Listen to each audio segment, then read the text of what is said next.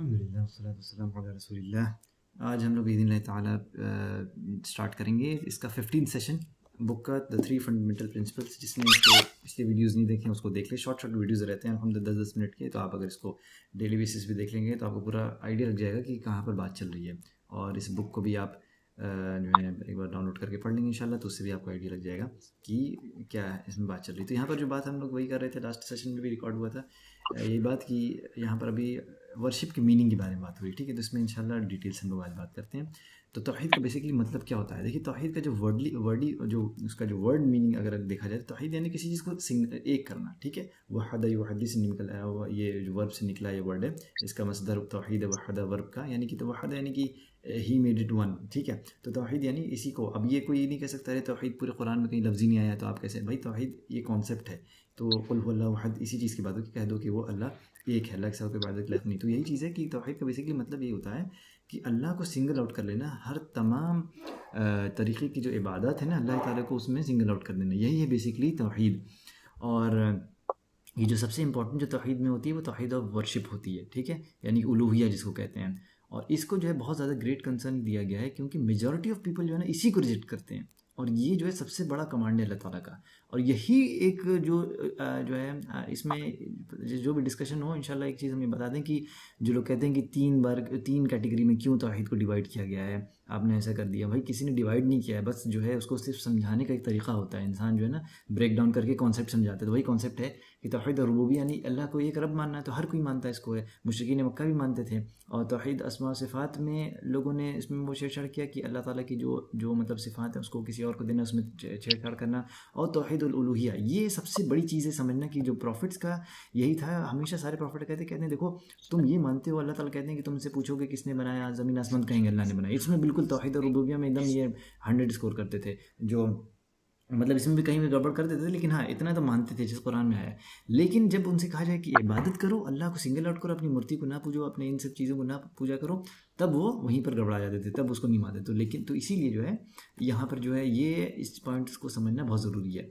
तो इसके बाद से क्योंकि इस कॉन्सेप्ट को इंसान नहीं समझेगा तो आगे जो भी समझाया जाएगा तो डिफ़िकल्ट होगा उसको समझना। तो इंसान को इस कैटेगरीज़ को समझना बहुत ज़रूरी है। बहुत ईजी है, कोई इसमें ऐसे कोई मतलब क्वांटम फिजिक्स हम ऐसी कोई चीज़ नहीं, बहुत सिंपल चीज़ है। तो यहाँ पर बात वही लिखी हुई है कि जो सबसे सीरियस थिंग क्या है वो अल्लाह ताला ने जो शिर्क को मतलब मना किया। शिर्क बेसिकली है क्या?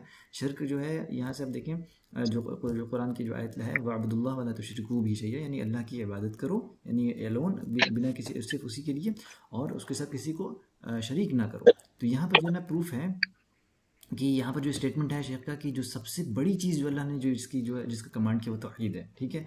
जिसको अल्लाह को सिंगल आउट करना तमाम तरीके की वर्शिप में। और सबसे सीरियस चीज़ अल्लाह ताला ने जो कहा है वो शिर्क, यानी कि इसके बाद ही तमाम चीज़ें आती हैं इसी के अंडर में कि इंसान किसी को चीज़ मना कर रहा है। सबसे पहली चीज़ जो है तौहीद है, उसके वो फिर और सबसे बुरी चीज़ शिर्क है, उसके बाद ही सारी चीज़ें आती हैं। फिर यहाँ पर वही लिखा हुआ है कि जो चीज़ जो अभी हमने एक्सप्लेन किया है, फिर यहाँ पर आते हैं इस पैराग्राफ में, इसमें समझाया गया है कि अल्लाह ताला ने जो है मतलब अपने जो कमांड दिया है अपने उनको क्या कहते हैं सर्वेंट्स को, ये कमांड्स टू वर्शिप, अल्लाह ताला ने क्या कि तुम वर्शिप करो, और एकदम बिल्कुल मना किया है मेरे साथ किसी शरीक करो। और तो ये उन लोग की रिफ्यूटेशन, उन लोग का रिफ्यूटेशन है, उन लोग की मतलब तरदीद है।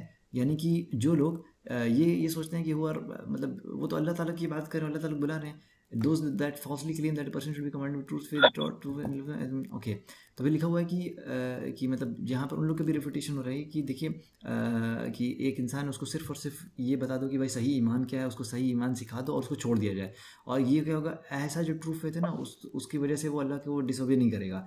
तो फिर वही बताया कि क्या तुम अल्लाह और उसके रसूल से बेहतर जानते हो? अल्लाह ताला सबसे बेहतरीन जानता है इस चीज़ को कि वो कि किस चीज़ से वो मोहब्बत करता है, किस चीज़ को डिसलाइक करता है। और फिर इसकी सबसे ज़्यादा नॉलेज कौन रखता है? मैसेंजर। जो भी मैसेंजर अल्लाह ताला ने भेजा वो सबसे ज़्यादा अल्लाह ताला की जो शरीयत है उसके नॉलेज रखते हैं। तो मोहम्मद सल्लल्लाहु अलैहि वसल्लम ने ये कहा कि कोई भी ऐसा प्रॉफिट नहीं था, ठीक है, जो मुझसे पहले जो हमेशा जो है वो, लेकिन वो उसका काम ये था कि वो हमेशा अपने नेशन को या अपनी उम्मत को वो उस चीज़ की तरफ डायरेक्ट करता था जो जो है मतलब वो सबसे अच्छी उनके लिए हो, ठीक है। और उनको जितनी भी बुरी चीज़ें उन पे वार्न कर देता था वो, क्योंकि जो नबी होता है ना वो सबसे ज़्यादा मतलब फ़िक्र करने वाला होता है अपनी उम्मत के लिए।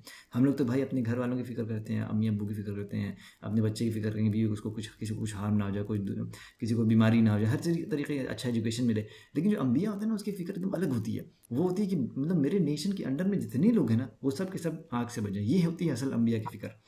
और तो वही लिखा हुआ कि इस तरीके से लोगों को अल्लाह की तरफ बुलाया जाता है, यानी कि जो अल्लाह की जो दावत है ना वो सर्टेन नॉलेज पर है और मैसेंजर के तरीके पे है। इसमें जो है लोगों को कहा जाता है कि तुम मतलब ओबीडियंस की जो इताअत की एक्ट करो, और सबसे बड़ी चीज़ क्या है, तौहीद है। और उसके बाद से उनको डिसोबीडियंस के एक्ट से उनको प्रोहिबिट करना है, लेकिन उसमें सबसे बड़ी चीज़ क्या है, वो है शिरक। इसके बाद ही सारी चीज़ें आती हैं। ठीक है, जज़ाकुमुल्लाह खैर। इंशाल्लाह यहाँ से काशिफ स्टार्ट करेंगे 2 पेज। बात है यहाँ पे इंशाल्लाह कंटिन्यू होगी कि लोगों को जो है ना डिसोबीडियंस के जो एक्ट होता है, डिसोबीडियंस मतलब बेसिकली कि अल्लाह ने जो चीज को करने से मना किया हुआ है उन कामों को करने से रोकना, और उन सारे कामों में सबसे बड़ी चीज जो होती है वो शिर्क करना होता है। अल्लाह के साथ अब किसी और को अल्लाह की इबादत में शरीक कर, ठीक है।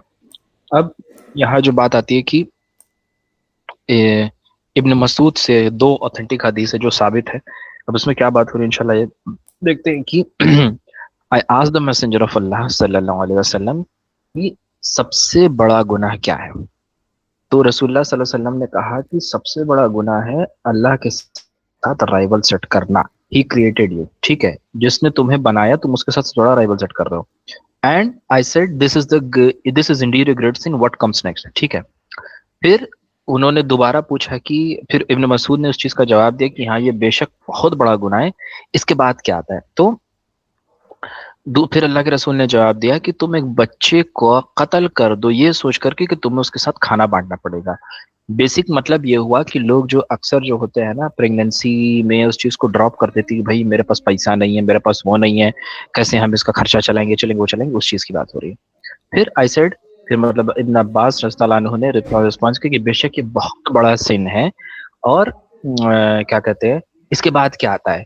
तो फिर तीसरा अल्लाह के रसूल ने जवाब दिया कि तुम अपने पड़ोस वाले जो भी तुम्हारा पड़ोसी है तुम उसकी बीवी के साथ जिना करो, फोर्निकेट करो तुम, ठीक है। तो 3 कैटेगरीज बताई, 3 गुनाह बताए सबसे बड़े बड़े लेवल के। उसमें सबसे बड़ा था कि अल्लाह के साथ तुम किसी को इबादत में शरीक करो, अल्लाह के बराबर में किसी को ला करके रखो, ठीक।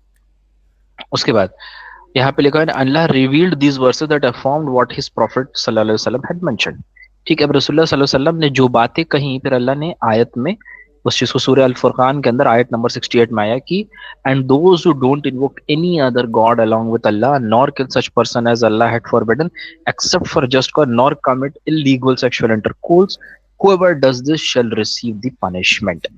जो 3 हदीस में जो 3 चीजें आई, पहली अल्लाह के साथ इबादत में शरीक करना, दूसरा कत्ल करना, तीसरा जो है फॉर्निकेट करना मतलब इलीगल सेक्सुअल इंटरकोर्स। अल्लाह ने वही 3 पॉइंट्स को रखा और उसी सेम ऑर्डर में, और कहा कि जो भी ये काम करता है उसको जो है पनिशमेंट मिलेगी, ठीक है। और अल्लाह की जो पनिशमेंट होती है वो शदीदुल इकाब है, ये पता है कुरान में बहुत जगह आया होगा। उसके बाद है focus on what is contained within इन दिस हदीस। इट कंप्राइजेस ऑफ प्रोहिबिशन, ठीक है, the greatest of them being the association of partners with Allah. अब हम यहाँ पे थोड़ा सा ना उसको हमें हदीस को थोड़ा सा डाइसेक्ट करके देखना पड़ेगा कि आखिर इस हदीस के अंदर ऐसा है क्या। सबसे पहली चीज इसके अंदर प्रोहिबिशन, मनाही किस चीज की गई कि अल्लाह के साथ किसी को पार्टनर एसोसिएट नहीं करना, ठीक है। So that the one who made this remarks and calls the people to true faith and then request that they be left after that either is in ignorant the call of Prophet Muhammad sallallahu alaihi wasallam or he is a person of innovation and misguided and leading others astray।